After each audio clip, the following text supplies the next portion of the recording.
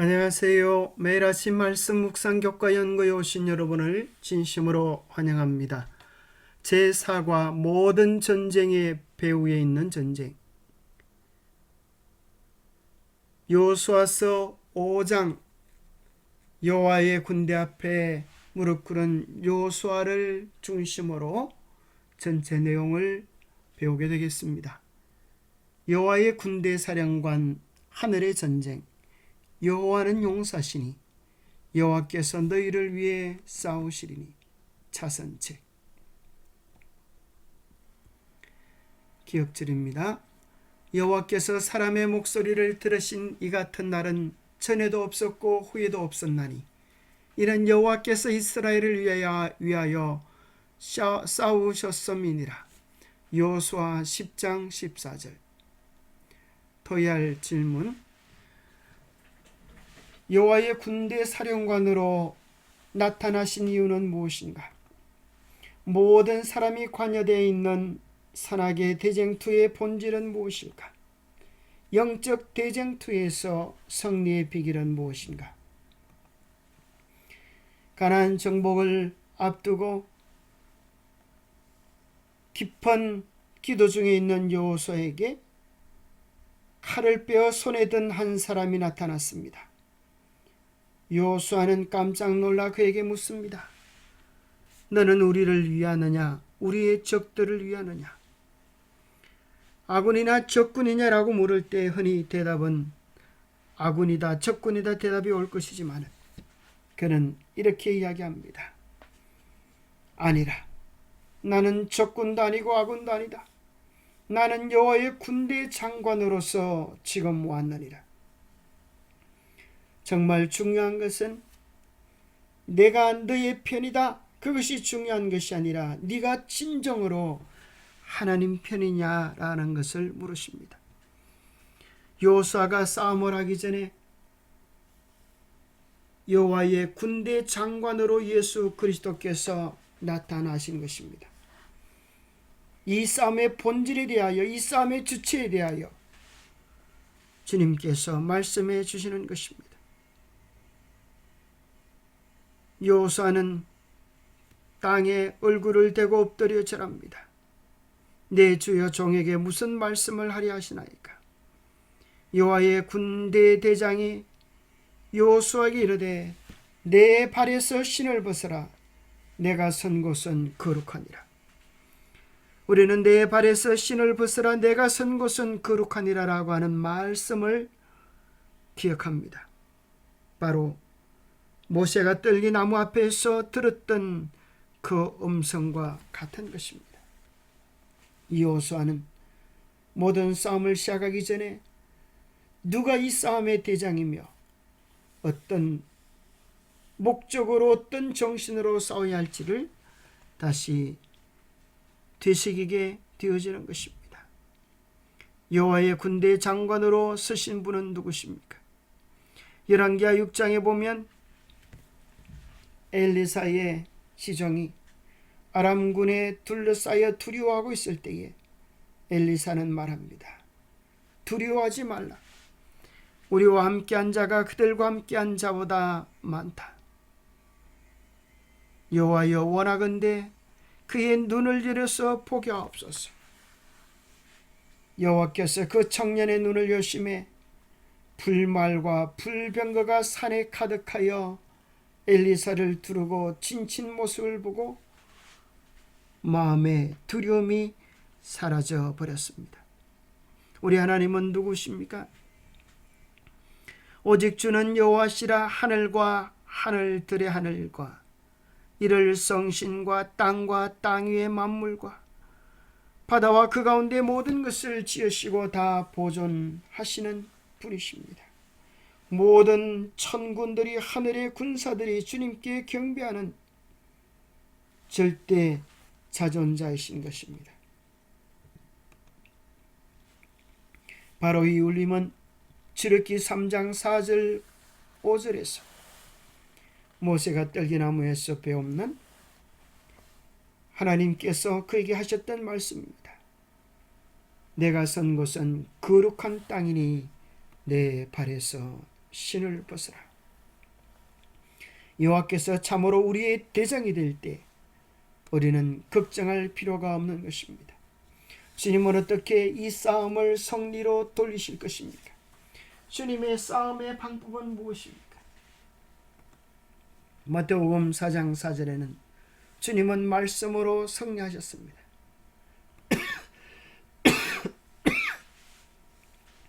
로마서 12장 21절에는 손으로 악을 이기셨습니다. 3절에 보면, 마태복음 17장 42절에 보면 예수님은 자아를 부인하심으로 자기를 십자가에 못 박으심으로 십자가로서 승리하셨습니다. 우리의 승리도 마찬가지입니다. 말씀으로 나아갈 때 승리할 것입니다. 십자가로 나아갈 때 승리할 것입니다. 주님을 천적으로 의지하여 주님의 성품을 드러낼 때 선으로 악을 이길 수가 있게 될 것입니다. 월요일 소지 하늘의 전쟁. 여호와의 군대 장관이 여호수아에게 나타난 이유는 이 싸움의 배후에 있는 전쟁, 본질적인 전쟁에 대한 말씀을 하고 계시는 것입니다. 이것이 단순히 여리고를 진멸하는 데의 문제가 아니라 바로 선과 악의 전쟁이라고 말씀하시는 것입니다.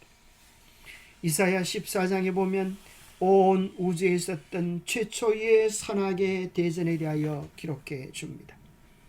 너 아침의 아들 계명성이여 어찌 그리 하늘에서 떨어졌으며 너 열국을 높은 자여 어찌 그리 땅에 지키는가. 내가 내 마음에 이르기를 내가 하늘에 올라 하나님의 뭇별 위에 내 자리를 높이리라. 가장 높은 구름 위에 올라가 지극히 높은 이와 같아지리라. 감히 하나님이 받으시는 그 영광의 보좌를 차지하려고 한 루시퍼 계명성의 반란에 대하여 기록해주고 있습니다. 에스겔 28장 11절부터 나오는 말씀을 보면 두로 왕에 대한 묘사를 하시면서 그 범위를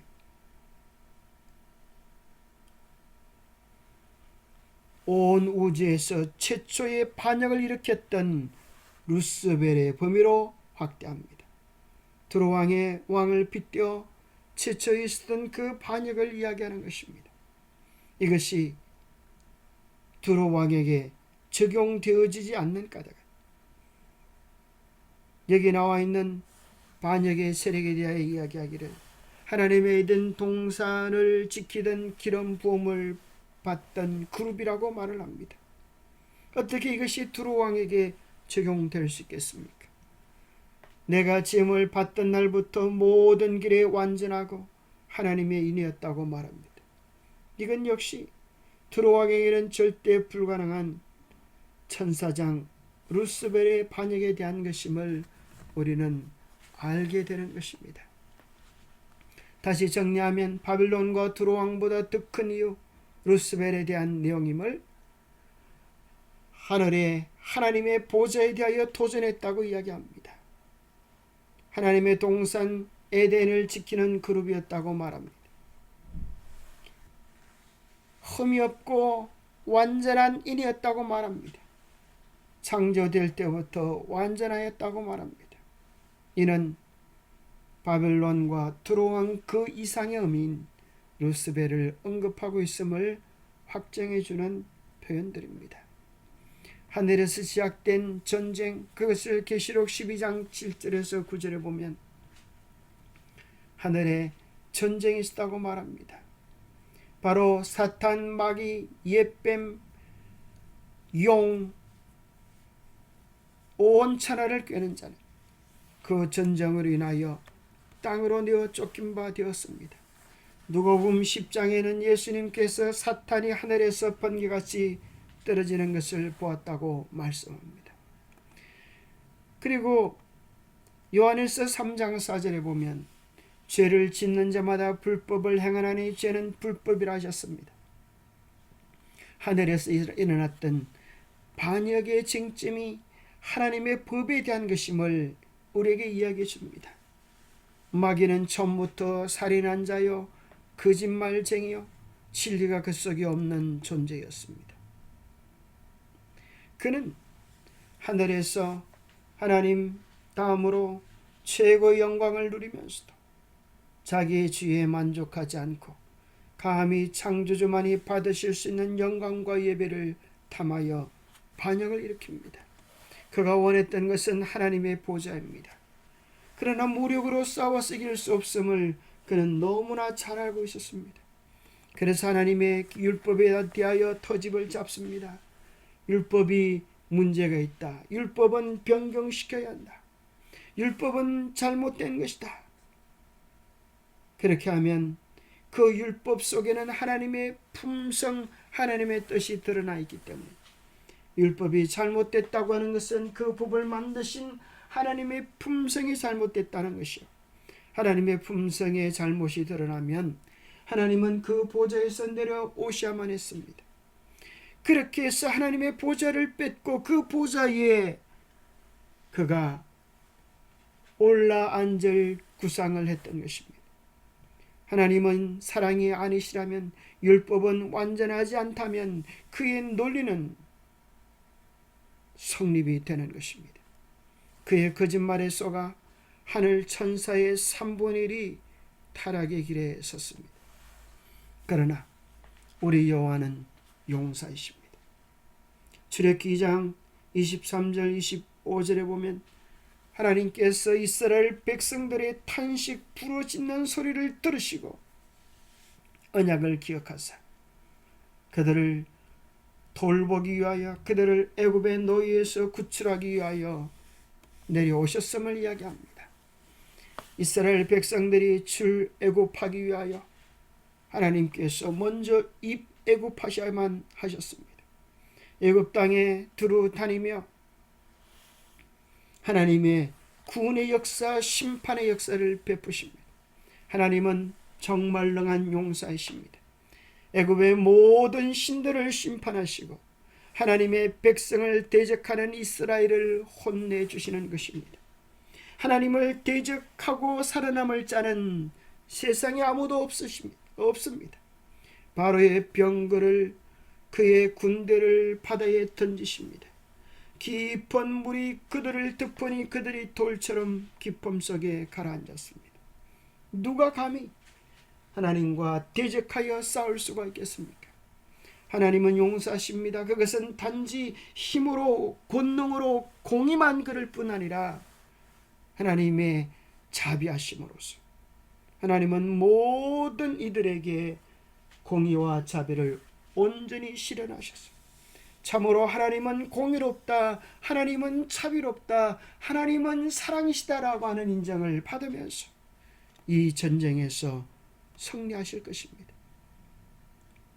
계시록 20장에 보면 이 선악의 마지막에 악한 무리들이 새 예루살렘 성을 들고 공격하려고 할 때에 하늘에서 불이 내려와 그 모든 악과 죄를 사르고, 계시록 21장 4절에 보면 다시는 사망이나 곡하는 것이나 아픈 것이 없는 영원한 행복, 영원한 평화의 세상이 진행될 것을 말씀하고 계십니다.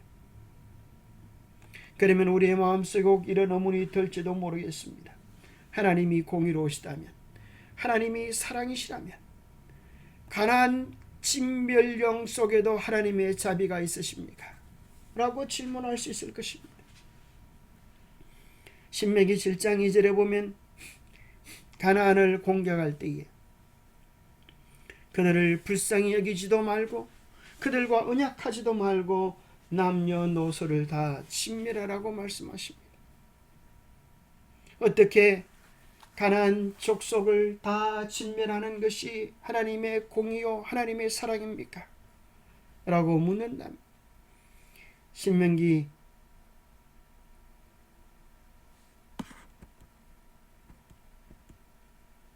창세기 15장 16절을 언급할 수 있습니다. 내 자손은 4대 만에 이 땅으로 돌아오리니 이는 아모리 족속의 죄악이 아직 가득하지 아니함이니라. 하나님께서 노홍수 때 은혜의 기간을 허락해 주셨던 것처럼 아모리 족속을 위하여도 가나안 족속을 위하여도 회개할 수 있는 충분한 기회를 주셨기 때문입니다. 이스라엘 12정탐꾼이 40일 동안 탐지하고 그들의 불평 원망으로 40년 동안 광야에 방황하게 된 것은 단지 이스라엘에 대한 심판뿐 아니라 가나안 족속들에 대한 은혜의 기간이 연장된 것입니다. 가나안 족속의 죄악이 아직 가득 차지 아니했기 때문에 하나님은 그들에게 은혜의 기간을 연장하신 것입니다. 창세기 6장 5절에 보면 노홍수 때에 사람의 죄악이 세상에 가득함과 그렇게 표현하는데 옛 성경에서는 관영함이라고 번역해주고 있습니다. 이 관영함이라는 표현이 딱 성경에 두 군데 나오는데 바로 창세기 15장 16절에 나오는 표현과 창세기 6장 5절에 나오는 표현이 일치합니다. 노홍수 때 하나님께서 참으셨던 것처럼 하나님께서 가나안 민족을 향한 은혜의 기간을 베푸시고 그들을 향하여도 구원의 손을 내미신 것입니다. 홍해를 가르시고 광야에서 불기둥과 구름기둥으로 인도하시고 악을 진멸하시는 그 모든 소식들은 하나님이 누구이신지 또 그들이 구원받을 수 있는 길이 누구인 어떤 것인지를 미리 선포하신 것과 같습니다. 그래서 라합의 가족들은 하나님께 돌아옵니다. 그래서 기브온 족속들은 항복하는 것입니다. 구원받을 자들은 그 가운데도 구원받을 수 있는 길을 선택하게 하시는 것입니다. 수혈소지 여호와께서 너희를 위해 싸우시리니 이스라엘 백성들이 가나안을 그들의 스스로의 힘으로 정복할 수 있었겠습니까? 결단코 불가능했습니다. 그들은 광야에서 40년 동안 방황하는 유랑민들이었습니다. 그리고 가나안 족속들은 싸움을 위하여 준비한 철병거가 있는 훈련된 군사들이었습니다. 그들의 성곽은 높고 엄청났습니다. 12정탐꾼들은 이야기하기를 그들의 성은 하늘에 닿았다라고 보고를 한 바 있습니다. 어떻게 하면 이 싸움에서 승리할 수 있을까요? 하나님께서 우리를 위하여 싸워 주실 때 우리는 더 이상 두려워할 게 없는 것입니다. 출애굽기 14장 13절 14절에도 이야기합니다. 그들 뒤에는 애굽의 병사가 그들 앞에는 홍해물이 가로 놓여져 있는 진퇴양난의 길에서 하나님은 그들을 향하여 말씀하십니다. 두려워하지 말고 가만히 있어서 여호와께서 오늘 너희를 위하여 행하시는 구원을 보라. 이것이 바로 하나님께서 우리를 위하여 베푸시는 영적 전쟁의 모습입니다. 우리의 전쟁은 우리가 싸우는 것이 아닙니다. 우리의 주권을 주님께 맡기면 주님께서 우리를 위하여 우리를 대신하여 싸우는 싸움입니다. 그래서 우리는 두려워할 게 없는 것입니다. 스바냐 3장 17절에 너의 하나님 여호와가 너의 가운데 계시니 그는 구원을 베푸실 전능자이시라. 그가 너로 말미암아 기쁨을 이기지 못하시며 너를 잠잠히 사랑하시며 너로 말미암아 즐거이 부르며 기뻐하시리라 하셨습니다.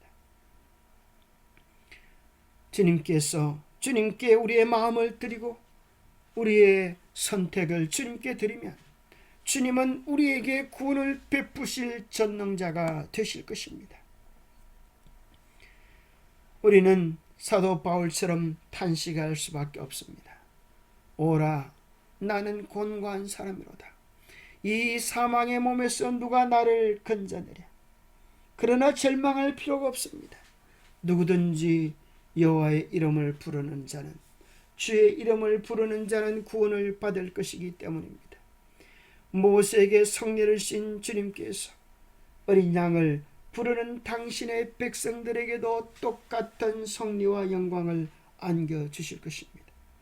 그때 우리는 모세가 노래를 불렀던 것처럼 어린 양의 노래를 부르게 될 것입니다. 주 하나님 곧 전능하신 이시여 하시는 일이 크고 놀라우시도다. 만국의 왕이시여 주의 길이 어렵고 참되시도다. 노래하게 될 것입니다. 선악의 싸움 가운데서 우리가 해야 할 몫이 있습니다. 아말렉과의 전투에서는 여호수아가 나가서 싸워서 그 칼날로 이기는 것처럼 보이지만 실상은 모세의 손이 들려지면 이기고 모세의 손이 내려지면 패하는 일이 일어났습니다. 바로 이것이야말로 이것이 영적 전쟁이라고 하는 사실을 우리에게 알려줍니다. 우리의 기도에 손이 들려 있을 때, 우리가 주님을 의지하고 주님께 맡길 때 주님께서 우리를 위하여 싸우실 것입니다. 뿐만 아니라 여리고 성에 함락 때에도 우리가 해야 할 몫이 분명히 정해졌습니다. 그것은 절대적 순종이었습니다. 6일 동안은 하루에 한 바퀴씩 돌고 7째 날에는 7바퀴를 돌도록 하셨습니다. 그것은 도무지 말이 안 되는 전략이었습니다. 이것이 무슨 전쟁인가? 오히려 만약에 여리고성에 백성들이 용사들이 문을 열고 나와 공격한다면 한순간에 전멸될 그런 누가 보더라도 뻔한 전략 아닙니까? 그러나 하나님께서 그 일을 시키셨을 때 이스라엘 백성은 군말 없이 하나님의 명령에 순종했습니다. 그리고 외치라 할 그때에 외쳤습니다. 그러자 하나님의 놀라운 역사심이 도무지 무너질 것 같지 않았던 여리고를 함락시키게 되는 것입니다. 하나님께서 싸워 하나님께서 승리하셨다는 증거로 그 가운데 어떤 물건도 취하지 못하도록 하나님께서 명령하셨습니다. 너희는 온전히 바치고 그 바친 것 중에 어떤 것이든지 취하지 말라. 이것이 영적 전쟁에서의 우리가 해야 할 방법들입니다. 하나님께 전적으로 순종하고 하나님의 지시하심을 따라 진군하며 모든 성리의 영광을 주님께 돌리며 찬양하는 것입니다. 그럴 때 주님은 우리를 성리케 하시고 우리를 그 약속의 땅 가나안으로 축복의 땅 하늘로 넉넉히 인도해 주실 것입니다. 기도하겠습니다. 하나님 아버지, 우리로 하여금 선악의 대쟁투가 어떻게 진행되어야 하는지를, 어떻게 되고 있는지를, 우리가 해야 할 바가 무엇인지를 여호수아서를 통하여 분명히 보여주심을 인하여 감사합니다. 우리가 싸우는 싸움이 아니기에 조금도 두려워할 바가 없고 우리의 사령관이 예수 그리스도이시기에 예수 그리스도의 십자가 깃발을 따라 담대하게 나아가게 도와주옵소서. 주님의 명령에 철저하게 순종하게 하시고 모든 영광을 주님께 돌리며 깊은 찬양을 주님 앞에 드릴 수 있도록 도와주옵소서. 그리하여 요단강이 끊기고 여리고가 무너졌던 것처럼 환난과 역경과 재난들을 이기고 우리도 승리하는 그 승리의 도성에 이를 수 있도록 우리 모두를 축복하여 주시옵기를 우리 주 예수 그리스도 이름 머지하여 간절히 간구하옵나이다. 오늘도 주님 안에서 참된 승리와 평안을 맛보는 우리 모두가 되시기를 간절히 바랍니다. 감사합니다.